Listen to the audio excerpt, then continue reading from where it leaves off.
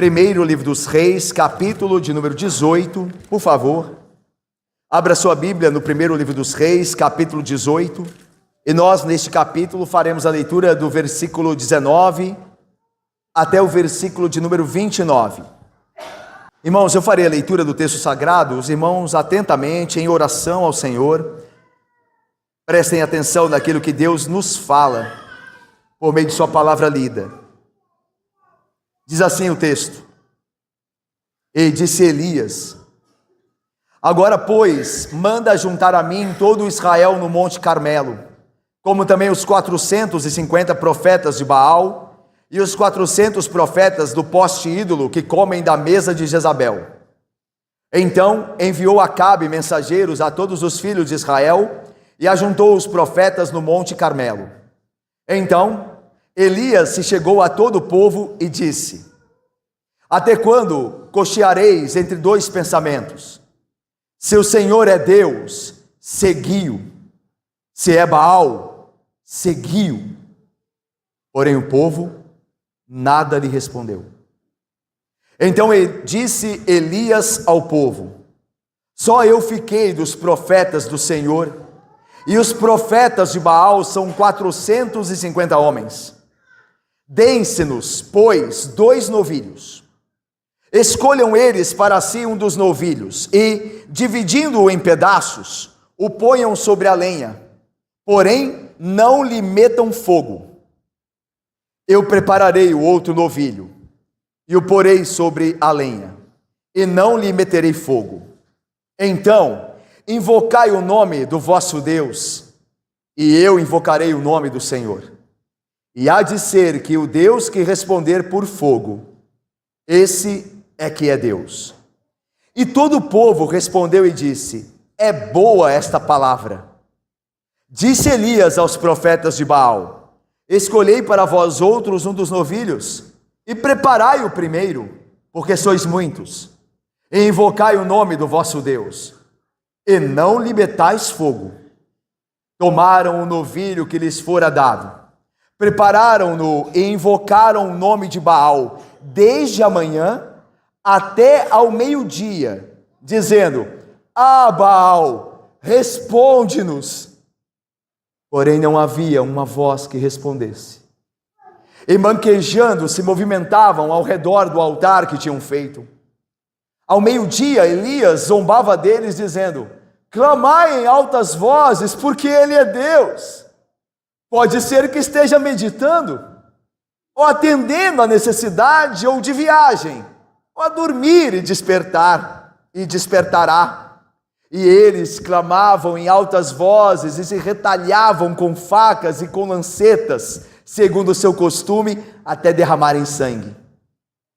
Passado o meio-dia, profetizaram eles, até que a oferta de manjares se oferecesse. Porém não houve voz, nem resposta, nem atenção alguma. Vamos orar? Ó Deus santo e bendito, Deus que ouve a oração, Deus que ouve a oração, abençoa-nos, ó Deus, para que nós saibamos que há um só Deus, vivo e verdadeiro, e que nós o sigamos, ó Pai, e que nós o sigamos. Abençoa-nos, fala-nos por meio de Tua palavra, que é a verdade, por meio do Espírito da verdade, o Espírito de Cristo, que habita em todo aquele que pertence ao Senhor. Assim nós oramos. Em nome de Jesus nós clamamos, com perdão dos nossos pecados. Amém. Meus irmãos, esse é o famoso texto que nos fala do confronto do Deus verdadeiro contra o falso Deus cananita Baal. Como nós vemos aqui neste texto conhecido pela cristandade, Elias vai a Acabe, como nós vimos nos sermões anteriores.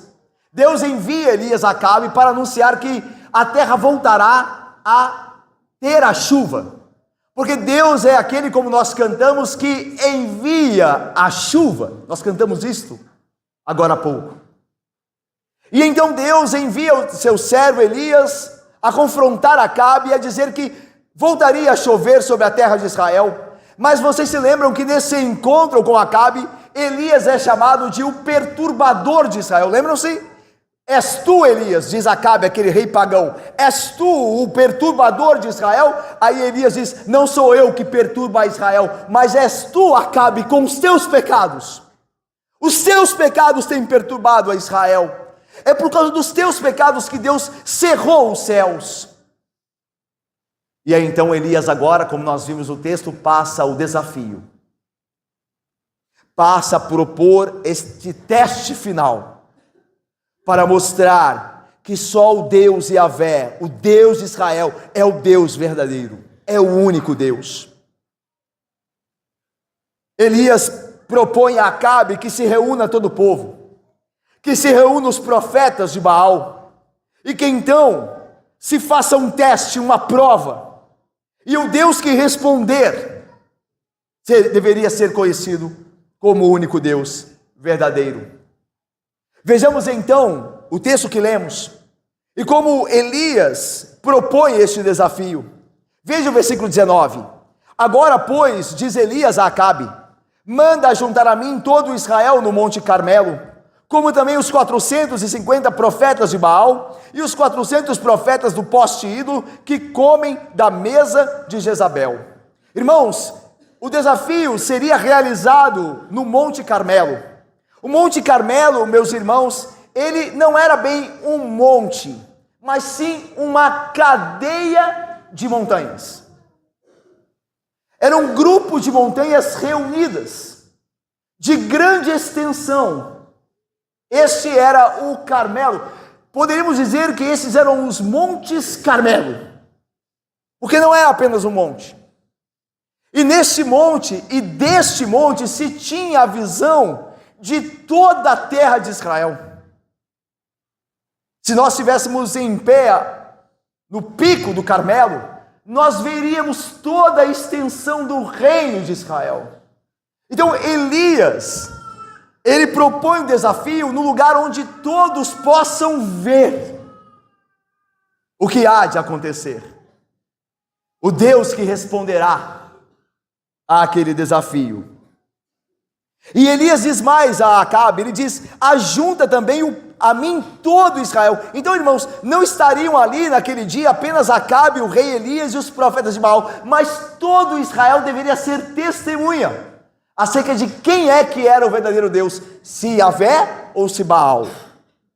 Então Elias diz, manda juntar a mim todo Israel no Monte Carmelo, como também os 450 profetas de Baal e os 400 profetas do poste ídolo que comem da mesa de Jezabel. É interessante, meus irmãos, que é bem provável que esses 450 profetas de Baal sejam os mesmos 400 profetas do poste ídolo que comem a mesa de Jezabel. A ideia, meus irmãos, é que no grupo desses 450 profetas de Baal, há 400 profetas que são deles, desses 450, que são mantidos por Jezabel. A ideia aqui de que comem da mesa de Jezabel são aqueles que são pagos por Jezabel para fazerem o que ela de fato queria e profetizarem o que aquela rainha pagã gostaria de ouvir. Então nós estamos lidando aqui com uma religião estatal, porque o Estado comprou os profetas, e os profetas falavam aquilo que o Estado queria. Aconteceu isso, por exemplo, na Alemanha nazista. Havia a igreja de Hitler. Alguns fiéis verdadeiramente ali se levantaram e criaram uma igreja, de fato, se dividiram numa igreja que resistia à igreja da Alemanha nazista. Mas veja como o Estado geralmente quer dominar tudo e todos, e estender os seus tentáculos sobre todas as esferas, achando-se e entendendo-se como Deus. E não que o Estado seja um mal em si, porque nós sabemos que Deus o instituiu. Mas é verdade que muitos homens que governam o Estado se acham Deus e querem dominar tudo. E aqui você vê isso, uma religião estatal. Aqueles que comem da mesa de Jezabel são aqueles que são sustentados por Jezabel. Eles recebem dela. estão subordinados a ela. E Elias diz: chame-os também. Eles devem estar lá para esse desafio. Veja o versículo de número 20. Então enviou Acabe mensageiros a todos os filhos de Israel e ajuntou os profetas no Monte Carmelo. Irmãos, uma boa briga, querido diácono João, reúne multidões, não é verdade? As multidões gostam, Heloísa, de desafios, diácono João Felipe. Eles gostam de uma boa briga. E aqui nós vemos Acabe enviando mensageiros por todo o reino. E foi fácil reunir a nação para ver aquela luta do Carmelo. E nós vamos ver aqui hoje, irmãos, que neste evento, ou na parte que nós vemos, porque nós não veremos todo o evento hoje, nós veremos apenas a parte que cabe aos profetas de Baal, preparando o sacrifício e oferecendo o sacrifício ao seu Deus falso. Posteriormente, se Deus permitir, nós veremos então o sacrifício de Elias ao Deus verdadeiro. Nós vemos então nessa primeira parte que houve 2 grandes silêncios naquele evento, naquele dia. Aquele monte Carmelo experimentou nesse desafio proposto por Elias 2 grandes silêncios. Veja comigo, acompanhe comigo. Versículo 21. Então Elias, irmãos, se achegou a todo o povo reunido no Carmelo e disse: até quando cocheareis entre 2 pensamentos? Se o Senhor é Deus, segui-o. Se é Baal, segui-o. Agora vamos ver juntos? O que aconteceu? Leiamos. Porém o povo... Esse, diácono Gil, é o primeiro dos 2 grandes silêncios, Rafaela. O povo nada respondeu. O povo ficou em silêncio. Irmãos, o silêncio era embaraçoso. No entanto, esse silêncio do povo dizia tudo.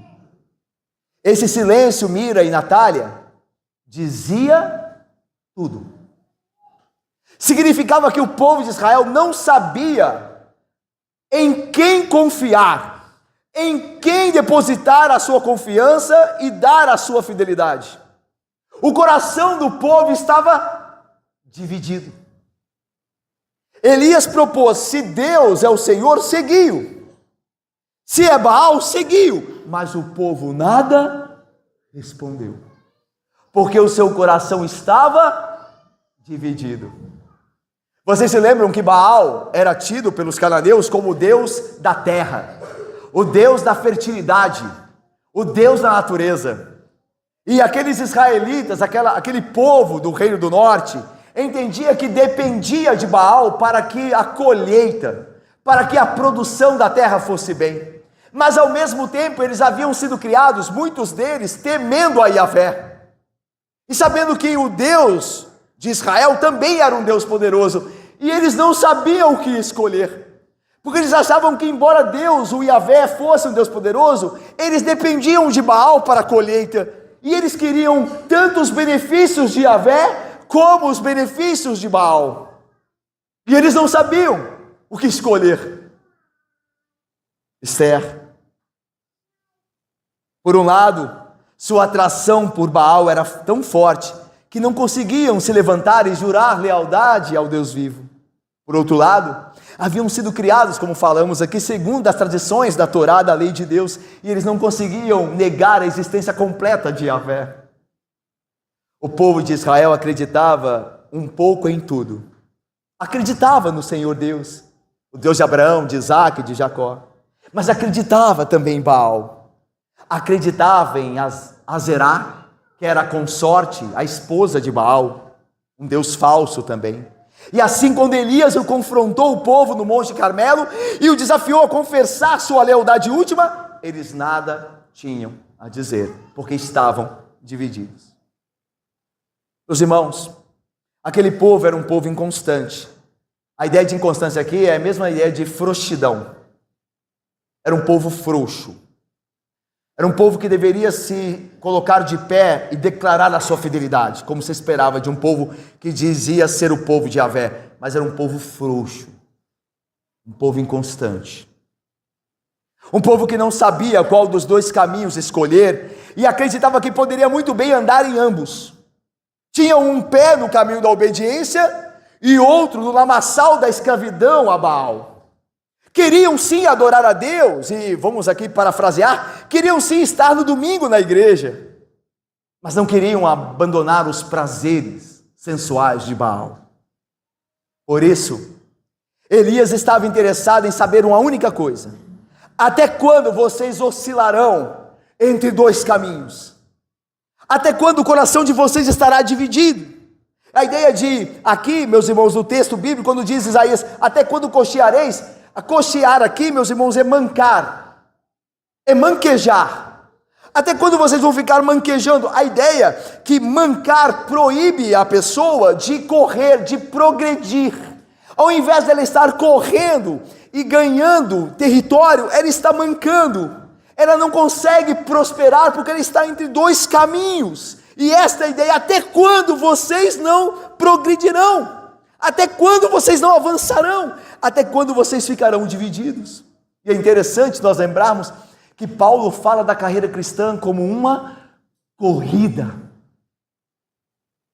Como uma corrida. Mas quando o nosso coração está dividido, nós não corremos bem.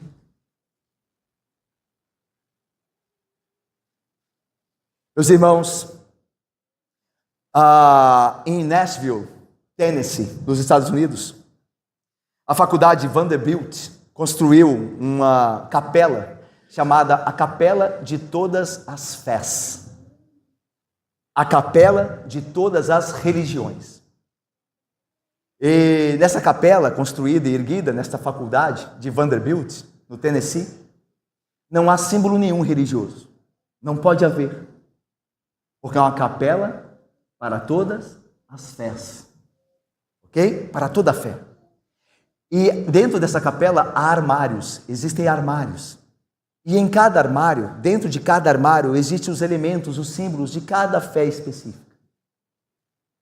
Então você vai a essa capela, você entra nessa capela e dependendo da sua religião, você abre aquele armário e você tem acesso aos elementos e símbolos daquela sua religião. Esta capela nos mostra em que cultura, é um exemplo da cultura na qual vivemos. Uma cultura que não quer acreditar em apenas um Deus, que quer um pouco de tudo. Uma cultura que por acreditar em tudo, não tem convicção nenhuma. Um teólogo disse uma coisa que é verdade. Ele disse assim: um homem que acredita em tudo é um homem sem convicções. Um homem que aprova tudo é um homem sem convicção. Porque um homem que tem convicção não pode aprovar tudo. Sua consciência não permite. Meus irmãos, às vezes nós cristãos levamos o mesmo tipo de vida que levava Israel, uma vida dividida, uma vida sem convicção, uma vida em dois caminhos. Em vez de permitir que Deus seja tudo para nós, nós criamos espaço para um pouco de prazer pecaminoso, de comodismo, de materialismo, e assim cambaleamos pela vida, não andando firmemente ao lado de Cristo. Um culto no domingo, uma ida à boate, um livro cristão, um pouco de pornografia, uma conversa sobre fé, uma fofoca sobre um irmão, uma oração de louvor, uma trapaça para ganhar mais dinheiro no trabalho. E assim nós vamos, cambaleando, manquejando, entre dois caminhos, entre dois pensamentos. Se vivendo desta forma, afirmamos ter comunhão com Deus, saibamos que o Deus com quem temos comunhão, desta forma, definitivamente não é o Deus da Bíblia. Se eu e você temos dois tipos de vida, estamos andando em dois caminhos, e nós acreditamos ter comunhão com o Deus verdadeiro, o Deus que nós acreditamos ter comunhão com Ele não é o da Bíblia. Porque o da Bíblia não aprova nem permite tal comunhão. O que nos é exigido hoje é o que sempre foi exigido do povo de Deus. uma decisão firme, uma posição marcada. Elias exigiu daquelas pessoas, daquele Israel, que tomassem uma decisão. Da mesma maneira que Moisés, ao descer do monte, quando o povo estava adorando o bezerro, também lhes exigiu a posição: quem é do Senhor, venha para o meu lado. Lembram-se? Quando Deus abriu a terra e engoliu os idólatras do bezerro de ouro, Moisés diz: quem é do Senhor, venha para o meu lado. Uma decisão. Está aqui o Senhor e está aqui o bezerro de ouro. Nós devemos tomar uma decisão agora. O texto diz mais, irmãos, que Josué também exigiu uma decisão, porque ele disse aos filhos de Israel: escolhei hoje a quem sirvais, ou de fato a Yahvé, ou os deuses falsos que os seus pais serviram. Veja que o povo de Deus é sempre chamado, meus irmãos, a uma decisão, é sempre chamado a tomar uma posição firme. Se o Senhor é Deus, então, meus irmãos, que nós o sigamos em fidelidade. Talvez agora aqui alguém imagine que não há mal nenhum em ficarmos entre dois caminhos, ter duas vidas, ter muitos deuses. Todavia, nenhum de nós aqui hoje sairá sem saber que diante do Deus verdadeiro isso é impossível.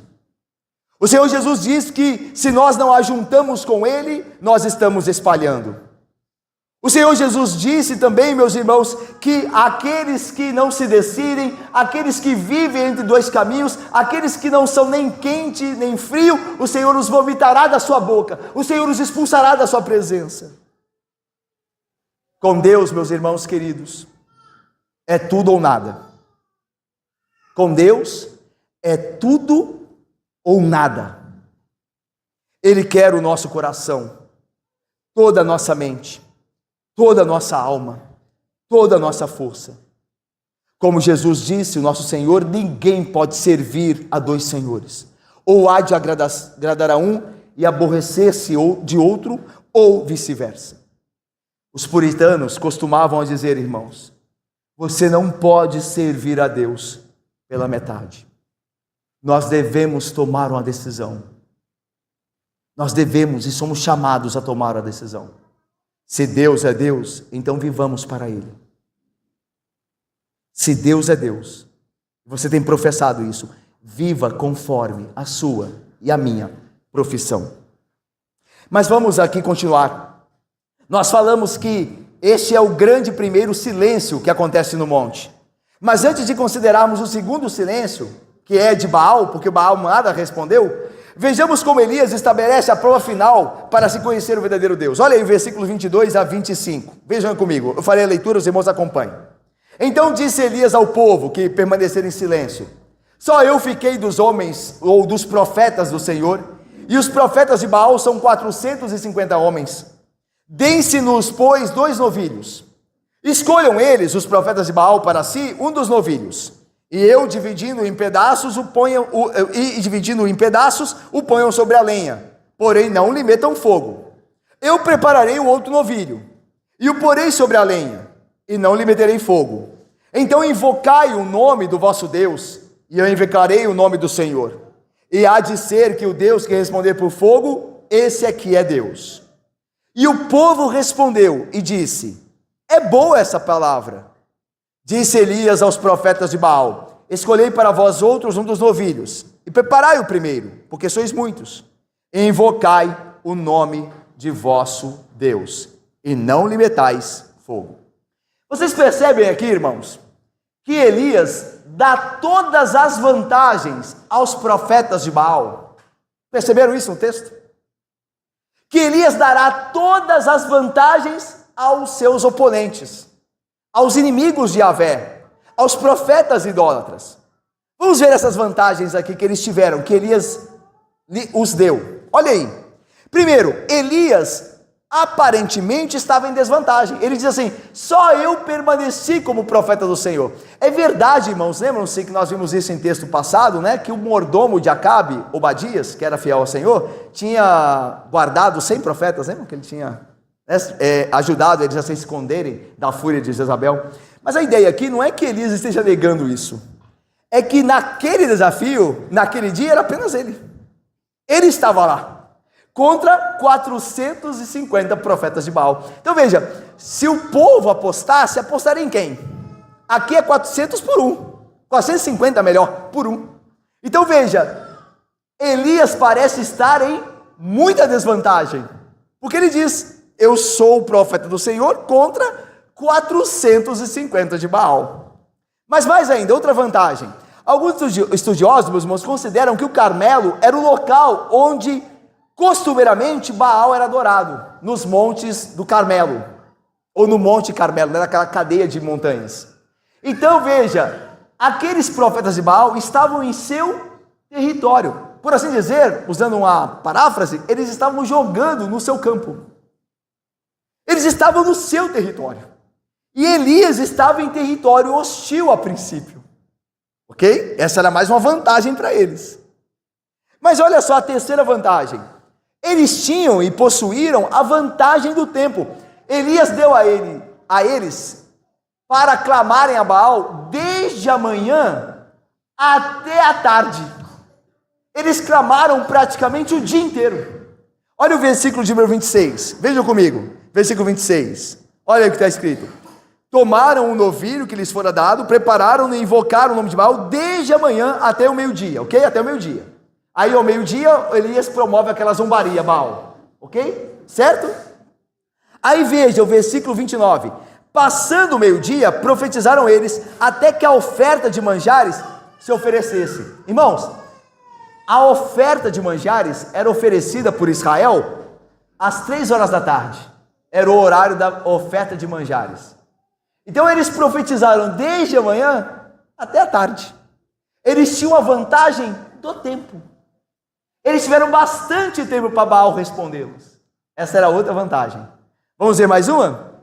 Elias permitiu a eles que escolhessem o novilho que melhor lhes parecia para o sacrifício. Escolhei, pois, primeiro o novilho. Nós temos 2 novilhos aqui. O novilho, irmãos, era, como nós sabemos, né, um touro novo. Era um touro, né, novo. E a ideia é que Elias disse, escolhei primeiro vós o novilho.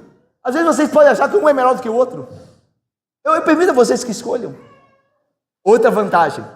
Vamos aqui à quinta vantagem. Eles primeiro invocariam o seu Deus. E se ele respondesse, Elias não teria sequer a chance de invocar a Yahvé, certo? Elias diz, invocai o primeiro ao Deus de vocês. Vocês são muitos, invocai o primeiro. Se ele responder, ele é Deus. E o que aconteceria com Elias? Elias seria morto. Por que ele seria morto? Porque ele é um falso profeta. Porque ele está dizendo que Baal é falso. E se Baal respondesse, então Baal é verdadeiro, e quem era o falso? Elias.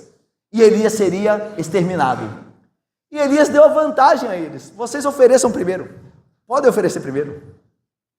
E vejam mais. A sexta vantagem. Veja quantas vantagens Elias está oferecendo a eles. A sexta vantagem. Todo aquele contexto favorecia ou parecia favorecer a Baal. Afinal, não era Baal o senhor do tempo? O senhor da chuva? A princípio não seria difícil para Baal mandar o seu relâmpago para queimar a oferta, certo? Não é Baal o Deus da chuva? Então não deve ser difícil para ele queimar a oferta no altar. É uma vantagem, não é? Uma vez que eles adoram ou pensavam adorar o Deus do tempo. E por fim, não só Elias ofereceu muitas vantagens, como acrescentou, como nós veremos, se Deus quiser, nos próximos domingos, como acrescentou a ele uma desvantagem. Elias ofereceu aos profetas de Baal todas as vantagens e acrescentou a ele desvantagens. Vocês se lembram que quando Elias foi apresentar o holocausto dele, a oferta dele, você lembra o que ele fez? Ele jogou o que no altar? Água. Água. A água não ajuda as coisas a queimarem, né, irmãos? Atrapalha. E ele encheu o altar de água. Ele deu todas as vantagens para eles e acrescentou a ele desvantagens. E nós sabemos o final da história. Mas o meu ponto aqui é o seguinte: por que Elias foi capaz de dar todas as vantagens àqueles homens? Porque Elias tinha confiança absoluta no Deus verdadeiro. Ele sabia que o Deus que ele cria era o Deus verdadeiro. E esse é um excelente modelo, o de Elias, para cada um de nós no testemunho do Evangelho neste mundo mau. Nós somos geralmente, irmãos, como crentes, muito tacanhos, muito defensivos. Nós não cremos naquilo que Jesus Cristo disse, que as portas do inferno não prevalecerão contra a igreja. Quando eu era mais jovem, eu li esse versículo e eu entendi assim, eu entendi errado. Eu entendia que a igreja, é como se a igreja ficasse fechada no lugar e o inferno estivesse batendo nas portas da igreja, mas a igreja resistia ao inferno, sabe? Ou resistia com o inferno assolando a igreja, e a igreja... Mas até que eu prestei atenção no texto, eu falei, não é isso que diz o texto. O texto diz é o contrário. O texto diz que a igreja irá às portas do inferno e baterá, e elas cairão, elas não poderão resistir à igreja. É o inferno que não pode resistir à igreja. É a igreja que avança em direção ao inferno, não o contrário. Mas nós entendemos geralmente o contrário. Nós entendemos que nós estamos aqui domingo, trancados aqui nesse prédio, e quanto menos barulho nós fizermos, melhor. Para que ninguém saiba que nós somos crentes. Para que ninguém nos persiga. Para que ninguém tenha ódio de nós. Porque afinal nós achamos o mundo muito poderoso. Nós temos medo dos poderosos da terra. Nós temos receio daquelas pessoas não crentes com quem vivemos, de desagradá-las. Então nós ficamos muito tacanhos aqui. Muito defensivos. Nós nos escondemos em nossas próprias comunidades pequenas, porque nos sentimos ameaçados por uma cultura hostil à fé bíblica. E quando nós saímos ao mundo, nós tentamos não chamar muita atenção, não é verdade? Nós tentamos não chamar muita atenção. Se alguém perguntar se a gente é crente, a gente diz. Mas se ninguém perguntar, nós não queremos chamar muita atenção, porque nós temos muitas vezes medo do mundo. Mas Elias não agiu assim. Por que ele não agiu assim? Porque ele sabia o Deus que tinha. Ele tinha comunhão com esse Deus. Ele sabia que este Deus é o Deus verdadeiro. Só há um único Deus. Yahvé, o Deus e Pai de nosso Senhor Jesus Cristo. E ele então confrontou a religião e a cultura idólatra de Israel e os pagãos que ali estavam. Ele os desafiou em praça pública, ou melhor, no monte público. Ele proclamou a verdade sem medo, diante de uma multidão hostil, num território hostil, em que eles tinham todas as vantagens.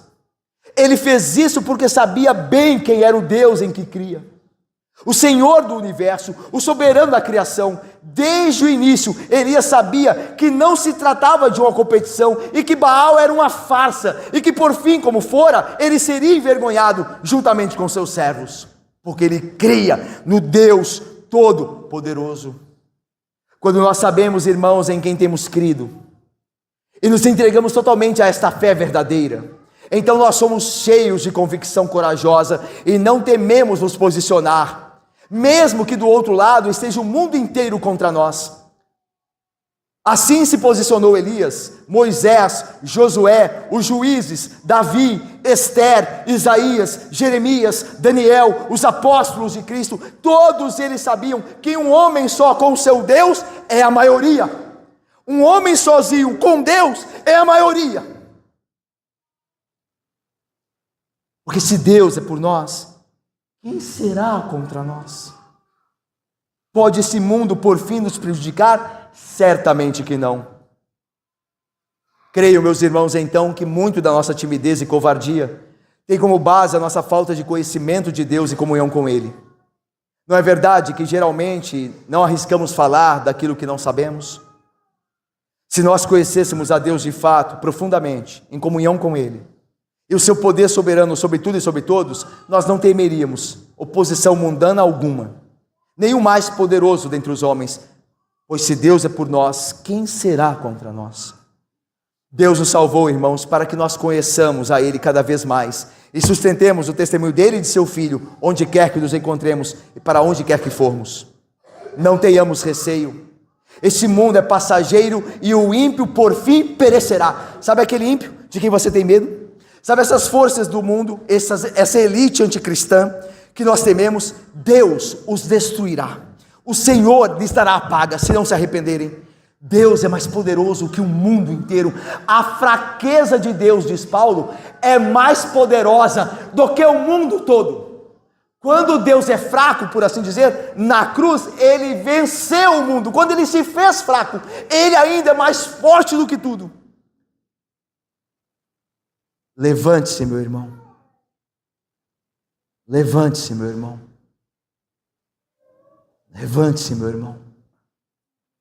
Porque ao seu lado está o Deus Todo-Poderoso. Você não será envergonhado. Serão envergonhados aqueles que não creem no Deus Todo-Poderoso. Mas você não será. Você será honrado e exaltado. Deus te defenderá. Levante-se. Não tenha vergonha. Levante-se. Levante-se na sua faculdade. Não tenha vergonha. Você é um servo do Rei Altíssimo. Você é um arauto do Rei Eterno. Levante-se com coragem e Ele estará ao teu lado. Ele lhe guardará. Ele lhe protegerá. E você jamais sofrerá vexame. Jamais você sofrerá vexame. Mas voltamos ao texto. Veja o que os profetas fizeram. Os profetas de Baal se valeram da vantagem que tinham e começaram a invocar o seu Deus. Veja o versículo 26. Vamos ler juntos? Tomaram o novilho que lhes fora dado, prepararam-no e invocaram o nome de Baal.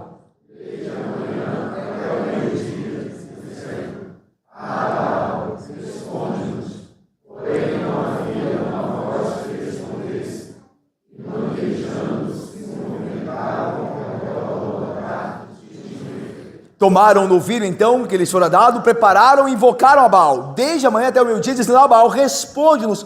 Porém, não havia uma voz que respondesse. E aí diz, e manquejando, se movimentavam, dando voltas ao redor do altar que tinham feito. A ideia de manquejar aqui é uma espécie de dança pantomímica. Essa é a tradução melhor do que acontecia ali.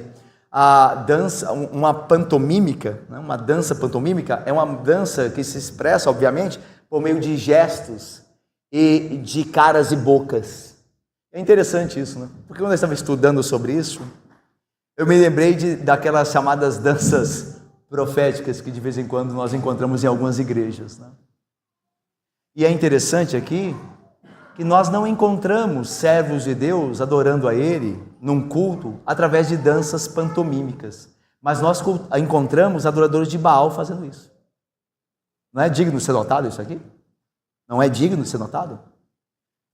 Mas alguém pode perguntar, mas Davi dançou, mas foi em culto? Foi num templo? Não foi. Foi na celebração de uma vitória militar. Não há registro nenhum da Bíblia, tanto no Antigo quanto no Novo, de uma dança oferecida a Yahvé na presença dele num culto público, numa reunião da Assembleia de Israel. Não há um registro sequer. Mas há um registro de dança no culto pagão. Isso nos serve para dizer que nós não adoramos a Deus na carne, mas em espírito e em verdade. Um pensador disse certa feita que os homens fazem muito barulhos quando estão desesperados com seu vazio. Os homens fazem muito barulho quando não querem ouvir o vazio do desespero. Baal não respondeu nada, então eles que tiveram que fazer muito barulho, porque aguentar o silêncio ensurdecedor de Baal era o fim para eles. É por isso que esse mundo vive fazendo barulho. É por isso que as pessoas vivem agitadas com tantas coisas.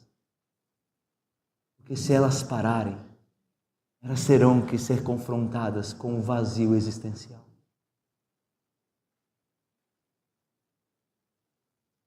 Era assim lá, é assim hoje. Continuemos.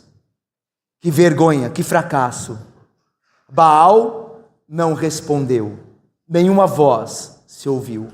Olha o que diz Isaías, o profeta. Tornarão atrás os que são idólatras, e confundir-se-ão de vergonha os que confiam em imagens de escultura. E as imagens de fundição, a elas eles dizem: vós sois nossos deuses. Isaías 42, 17. Cobrir-se-ão de vergonha e voltarão atrás aqueles que adoram falsos ídolos. Irmãos, Baal não respondeu. E nos parece que Elias, meio constrangido com aquele fracasso, com aquela situação constrangedora, começou a trazer um pouco de humor ali, sarcástico à situação, né? O negócio estava enfadonho de fato, não acontecia nada. Aí Isaías trouxe uma pitada de humor ali, sarcástico. Olha aí o versículo 27. Ao meio-dia, Elias zombava deles, dizendo: clamai em altas vozes, porque é Deus, Baal é Deus, clamem mais alto, ele vai ouvir. Talvez ele esteja meditando, talvez ele esteja pensando em algo, ou atendendo a necessidades. Aqui, irmãos, é bem provocador mesmo, atender necessidades aqui. A ideia de atender necessidades aqui é necessidades físicas. Talvez ele esteja precisando cumprir com as necessidades dele e não pode ouvi-los. Talvez ele esteja dormindo e despertará. Clame mais alto. Vejam, meus irmãos, a ideia de Elias aqui não era apenas zombar daqueles homens, mas muito mais. A motivação primordial do profeta era demonstrar que Baal era falso, que aquilo que eles haviam colocado no coração deles não podia ajudá-los, porque não é Deus, era uma nulidade. A ideia aqui é que, comparado com o Senhor Deus, Baal é uma piada de mau gosto. E é por isso que Isaías dá esta pitada de sarcasmo aqui, de humor, porque ele está falando que comparar Deus com Baal é uma piada de mau gosto, é uma brincadeira. Que contraste absoluto com o Deus verdadeiro, não? Se Baal não responde, o nosso Deus ouve e responde. Olha o que diz o salmista: eleva os meus olhos para os montes, de onde me virá o socorro? O meu socorro vem do Senhor que fez o céu e a terra, não Baal, mas o Senhor que fez o céu e a terra. Ele não permitirá que os teus pés vacilem, não dormitará aquele que te guarda. Baal pode estar dormindo, clame mais alto, ele despertará, mas o Senhor não dorme, nem cochila. O Senhor é quem te guarda, o Senhor é a tua sombra à tua direita. De dia não te molestará o sol, nem de noite a lua. O Senhor te guardará de todo mal, o Senhor guardará a tua alma, o Senhor guardará a tua saída e a tua entrada, desde agora e para sempre. Amém. Salmo 121. O Senhor Jesus Cristo disse acerca de seu Pai: o meu Pai trabalha até agora. O meu Pai está sempre trabalhando em prol do seu povo. Mas Baal não. Baal talvez esteja dormindo. Irmãos, o Senhor é Deus e não há nenhum outro. Ele, só Ele, nunca está ausente, nunca se distrai, nunca dorme. Portanto, podemos confiar no Senhor Deus. Ele cuidará de nós a cada confronto espiritual ou qualquer outra situação difícil que possamos enfrentar. O Senhor é o Deus vivo e poderoso, e assim é capaz de nos ouvir o clamor e de vir a nosso socorro. Mas os profetas de Baal, e nós nos caminhamos para o fim aqui, os profetas de Baal continuaram e persistiram inutilmente clamando ao seu Deus falso. Olha o versículo 28. E eles clamavam em altas vozes e se retalhavam com facas e com lancetas, segundo o seu costume, até derramarem sangue. Irmãos, não importa o que fizessem, Baal permanecia em silêncio, pois ele nem sequer era Deus de fato. Os profetas de Baal não gostavam do som daquele silêncio, por isso eles clamavam mais alto ainda. Por isso eles promoviam um frenesi desesperado, se cortando, se mutilando, gritando e dançando, porque não suportavam, como dissemos anterior, o silêncio sepulcral do seu falso Deus. E não é assim também hoje? Quando Deus não está presente na adoração, então procura-se toda sorte de ritos e elementos que possam dar ao adorador a sensação de que algo está acontecendo, quando na verdade nada está acontecendo. Não está acontecendo nada. A adoração de muitas igrejas hoje são cheias de elementos estranhos ao culto, para criarem um efeito, uma sensação de que Deus de fato desceu a eles, mas a vida deles continua a mesma coisa. Quando se encontra Jesus Cristo em sua palavra, Isso nos basta. Porque é através da palavra de Cristo que Ele muda a nossa vida. É através da palavra que é a verdade que nós somos santificados. Nós não precisamos de mais nada. Veja, meus irmãos, por que o nosso culto é como é? Por que nós adoramos como adoramos aqui na Igreja Presbiteriana de Caraí? A nossa igreja está longe de ser perfeita, a começar pelo pastor dela. Mas por que nós procuramos adorar como adoramos? Porque nós cremos no poder da palavra de Deus. Ela nos é suficiente, Deus nos é suficiente. Nós não precisamos de parafernálias aqui. Nós não precisamos de ritos e mais ritos aqui, porque nós cremos no poder da palavra de Deus. Deus nos basta. A palavra dele é poderosa para nos transformar e nos santificar. É por isso que permanecemos na palavra. É por isso que nós adoramos de maneira simples, centrados na palavra de Deus, que é poderosa, como a Bíblia mesmo testifica acerca dela. Nós temos certeza do que nós cremos e por isso permanecemos firmes na palavra de Deus, que tem o poder de nos santificar, tem o poder de nos fazer mais santos à imagem de Cristo, porque é a palavra dele, é por meio dela que ele nos fala e trabalha em nós. Por isso, meus irmãos, lembre-se, muita agitação, muitos gritos, busca frenética, experiências místicas, isso não pode mudar a alma de ninguém. Isso só serve para substituir o vazio das almas que precisam de Cristo e de sua palavra. Mas nós vamos agora ao versículo final deste sermão. Versículo de número 29 diz assim: passando o meio-dia, profetizaram eles, até que a oferta de manjares se oferecesse. Lembra que a gente falou, né? Eles começaram de manhã e foram até a hora da oferta de manjares, que era às 15 horas da tarde. Às 15 horas, né? Às 3 da tarde. Agora veja a ênfase. Olha aí o final. Vamos ler juntos o final aí, depois do ponto e vírgula? Leiamos. Porém, não houve voz, nem resposta. Lembram-se aqui aqueles que estiveram hoje de manhã na escola dominical? A ideia de repetir 3 vezes é para dar ênfase. Santo, santo, santo, é santíssimo, lembram-se? O hebraísmo tem esse recurso, né? Quando se repete 3 vezes, mesmo se valendo de termos que são sinônimos, diferentes, mas sinônimos, é a ideia de dar ênfase a algo que está acontecendo. Então veja, porém não houve voz, nem resposta, nem atenção alguma. Ou seja, a resposta de Baal foi zero, foi nula. Não aconteceu porque ele não é Deus. E eu termino aqui. Irmãos, pode parecer a nós que ao ler a palavra de Deus e ouvi-la na pregação acerca de Baal e falsos deuses cultuados em uma antiguidade distante de nós, não tem a ver conosco, certo? Afinal, nós não somos adoradores de Baal e provavelmente não conhecemos ninguém que seja. Todavia, Baal representa os falsos deuses deste mundo, os impostores religiosos que tomam o lugar de Deus em nossa vida.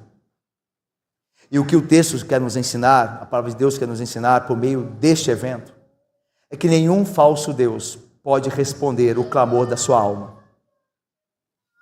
Algumas pessoas fazem do sucesso da carreira o seu Deus. Algumas pessoas vendem suas almas para satisfazerem a sua carreira, a sua profissão. Deixam, por exemplo, de estar no domingo adorando ao Senhor, quando poderiam estar, mas estão tão devotados ao carreirismo que não o fazem.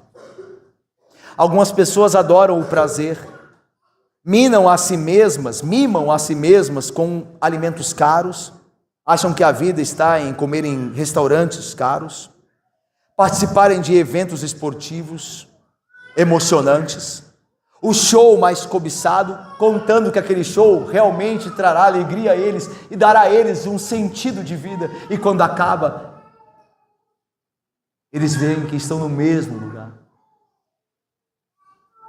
Alguns se entregam ao sexo, outros adoram o governo, crendo que o governo pode oferecer aquela estabilidade e segurança que nós só encontramos em Deus. Algumas pessoas veneram e fazem do seu Baal a beleza pessoal, a beleza física, dando prioridade e se preocupando a sua aparência exterior. A beleza física trairá. Ela por fim trairá aqueles que confiam nela, como o Estado trairá, como o governo trairá, como o sexo trairá, como o carreirismo trairá. Essas coisas não podem e jamais nos satisfarão. Elas não podem e nem farão jamais, porque elas não são Deus. Elas não são Deus. Todas essas coisas podem se tornar deuses. Podemos curvar-nos diante deles, levando todo o nosso dinheiro a eles, tempo e lealdade. Eles podem muito bem levar-nos para longe de Deus, mas eles não são um Deus verdadeiro, porque não podem responder aos nossos clamores mais profundos. Isso significa que eles nos decepcionarão quando mais precisarmos deles. Quando nós estivermos sós, eles não nos ouvirão. Quando nós, tendo dedicado todo o nosso dinheiro, tempo e lealdade ao nosso emprego, nós fomos mandados embora, ou uma crise severa se instalar, fazer com que percamos nosso emprego, então nós ficaremos sozinhos. Nada disso nos será válido. Aqueles que confiaram na sua beleza, a velhice os trairá. E eles morrerão 1000 mortes, 1000 mortes, ao tentarem conservar a sua beleza, vendo que estão a cada dia perdendo aquilo em que tanto confiaram. Assim também é o sexo. O sexo também te trairá. Ele vai abandonar você. Ele vai deixar você sedento por mais, sem nunca te satisfazer. E colocar você debaixo da ira de Deus, debaixo de uma maldição, de uma doença venérea, debaixo de uma vergonha, debaixo de uma criança sem pai. É isso que esse Deus falso fará com você. E certamente fará se você o adorar. Ele deixará você envergonhado. Porque é isso que deuses falsos fazem. Como Baal deixou aqueles profetas envergonhados porque não eram Deus e não lhes respondeu, assim também todo aquele que confia em algo que não é o Senhor será envergonhado. Será por fim envergonhado. E por fim, esses deuses falsos, eles jamais podem nos dar paz interior, consciência tranquila diante de Deus, tendo nossos pecados perdoados.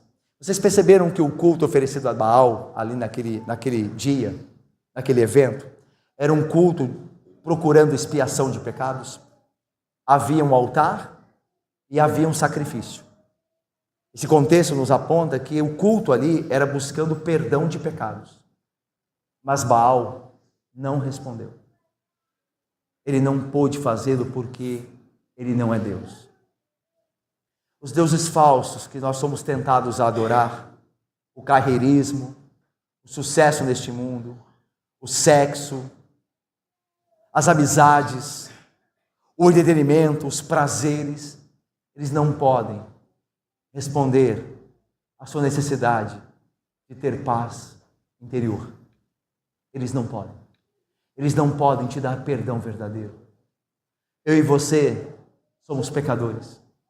Eu e você temos nossos pecados dos quais nós nos envergonhamos. E nós morreremos envergonhados se nós depositarmos nossa esperança em esses deuses falsos.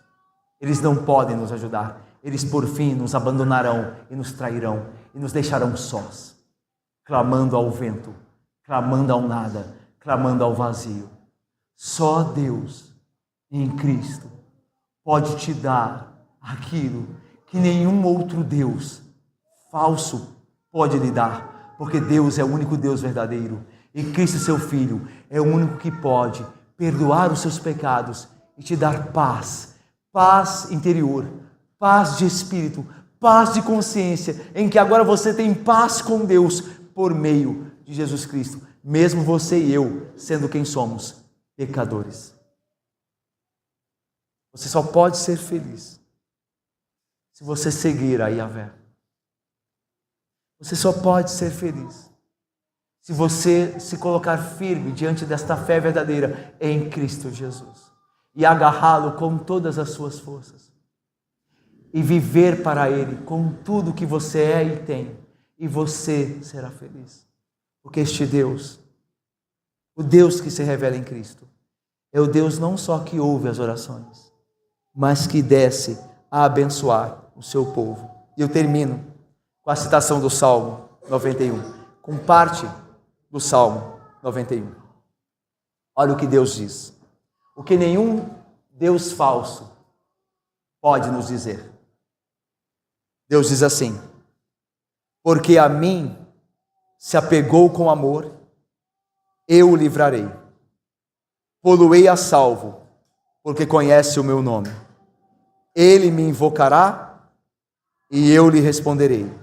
Na sua angústia, eu estarei com ele. Livrá-lo-ei e o glorificarei. Saciá-lo-ei com longevidade. E lhe mostrarei a minha salvação. Amém. Meus irmãos, vamos nos colocar de pé, queridos.